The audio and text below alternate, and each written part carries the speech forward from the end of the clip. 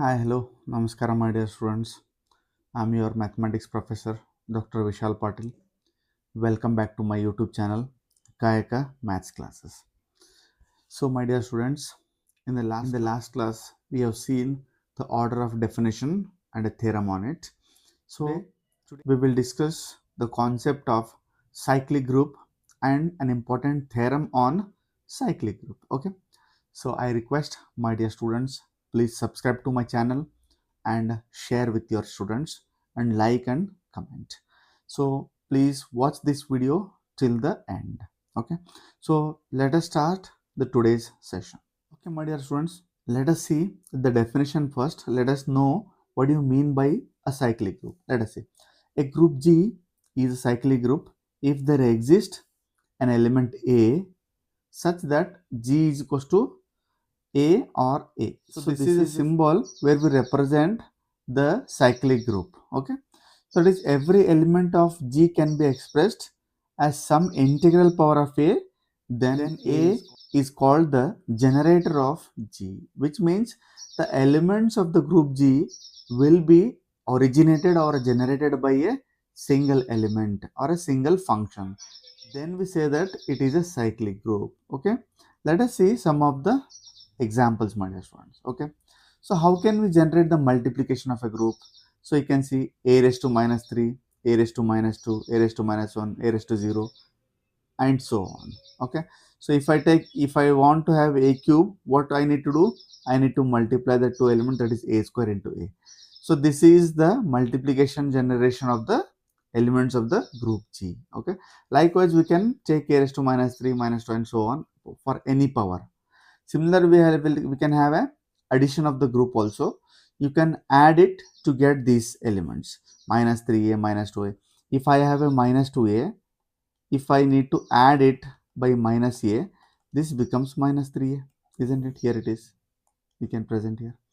So these are the addition of the groups, and it is generated by the element a by adding it. Okay. So I'll take one more example, my dear students. That is I. So I have taken I is the generator. These are the two forms of representing a generator. Either it is in a small braces or in a less than or greater than symbol braces. Okay. So these are the generator where all the elements of the group G are generated by the element I. Where we have seen the elements of the group G are generated by the element A, single A element. Okay. Let us see, my dear students. So I to the power 1 is I. So this is one element. So I can take its power as I square. So multiply I into I. So I square value is what? Minus 1. You already know this. And so I cube is equals to minus I. How it is, my dear friends? So I cube can be written as I square into I. So I square value is minus 1 and I as it is. So minus 1 into I is minus I. And I raised to 4 is 1. How it can be written as I square whole square. So I square is minus 1 and its whole square will be plus 1. Here it is plus 1. Okay. And from I we have generated 4 elements. I, minus 1, minus I and 1. Here it is the elements, my dear friends. So therefore G is equals to I is the generator. With the help of only one element, we have generated the elements of the group G. Then we say that that element is the generator. Okay. Okay, my dear students, let us have one important theorem on cyclic group with the help of the definition. Okay, let us say, let G be a cyclic group of order D and A be the generator, the element A raised to K, where the condition is that K should be less than D, which means the power should be less than the order. Okay, order is D. Is also a generator of G if and only if K comma D is equals to 1, which means A is already given as generator. We need to prove A raised to K is also a generator. So in the previous example, my dear students, here you can see, so we have obtained A cube, A raised to 4 instance, A cube into A, that is A raised to 4, which means A is a generator of A raised to 4, A raised to square and so on. Similarly, we need to prove A raised to K is also generator like A. Okay, let us see, my dear students. Given that G is a generator of A, it is already given. Okay, now also order of G is equals to D. Here it is. Order of the group is D. If order of group is, you can see G is having the elements A and order of G is equals to D. Both are related to each other. So how can we write it, my dear students? Order of A also is equals to D. Instead of G, you can take its elements. Okay, the G is generated by A. So OG is nothing but what? OA, isn't it? Now let us take A raised to K is the generator of G. Is the generator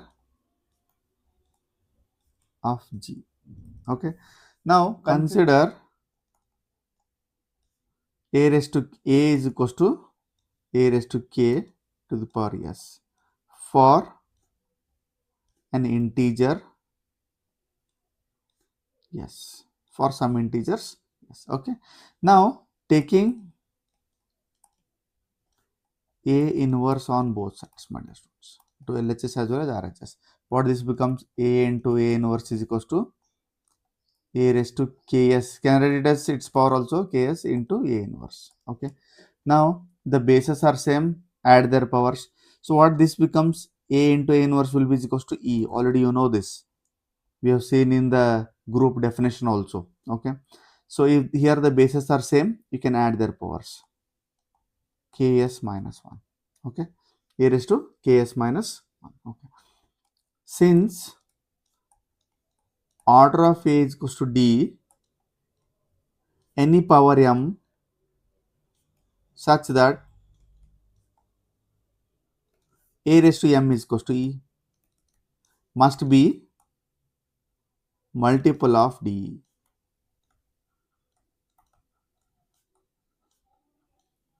Therefore, we can write D divides Ks minus 1. Okay. So, my dear students, this given is very important.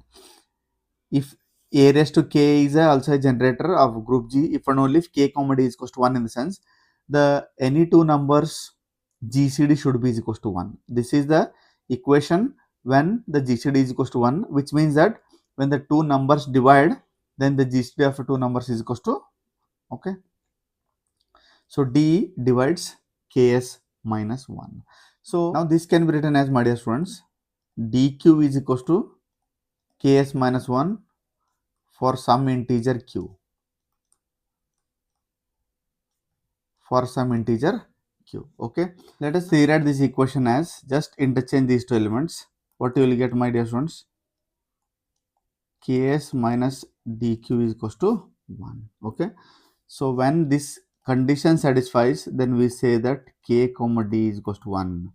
So this is the expression when a number is divided by another number, then their GCD must be equals to 1. Then only we can say that k comma d is equals to 1. Now we need to prove its converse, my dear students. Okay. Let us see. So conversely, let k be an integer such that k comma d is equals to 1, then there exist two integers s and q such that Ks plus Qd is equals to 1. So what we have proved in the first half of the theorem is, my dear students, so we have considered A is a cyclic group and we have trying to prove that A raised to K is a also generator if and only if K comma D is equals to 1. So to make K comma D is equals to 1, what we have done? K divides D. Okay. That's what we have proven. So again we need to take its reverse. We need to take it as, so k is already an integer and k comma d is equals to 1 already. Then we need to prove it is ks plus dq is equals to 1. It's reverse of the first half of the theorem. Okay. Now let us take. So now let us take the whole power as a, my dear student, on both sides. Let us see a to the power of ks plus qd is equals to a raised to 1. Okay. Now let us simplify. So just separate their powers, a raised to ks into a raised to q into d is equals to a. Now we can simplify this. It can be written as a to the power of k whole to the power of s and a to the power of d into q is equals to a. Okay. So now I'll keep a raised to ks as it is. So this is like a raised to m, my dear students. A raised to m is equals to what? E. Because d is its order is equals to a. Because a raised to m is equals to e, m is any integer. Okay. So d is also an integer which is represented here by its order of the group G, which is already defined in the theorem statement. Okay. Now, so how can I write, my dear students? Identity element is always equals to 1. A raised to ks is equals to a, because e is always equals to 1 identity element. Why we have taken 1? Because it is in multiplication.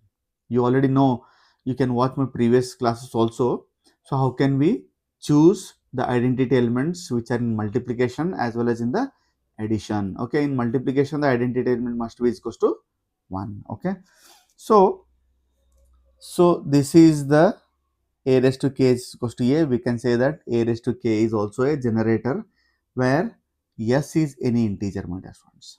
S is any integer. So let us write the conclusion. Let x belongs to G be any element, then x equals to a raised to n element.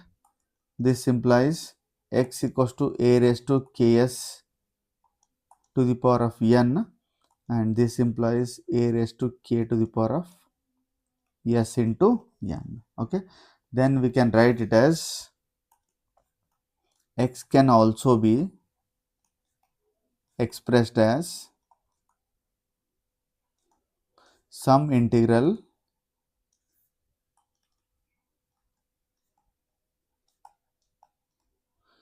power of a raised to k.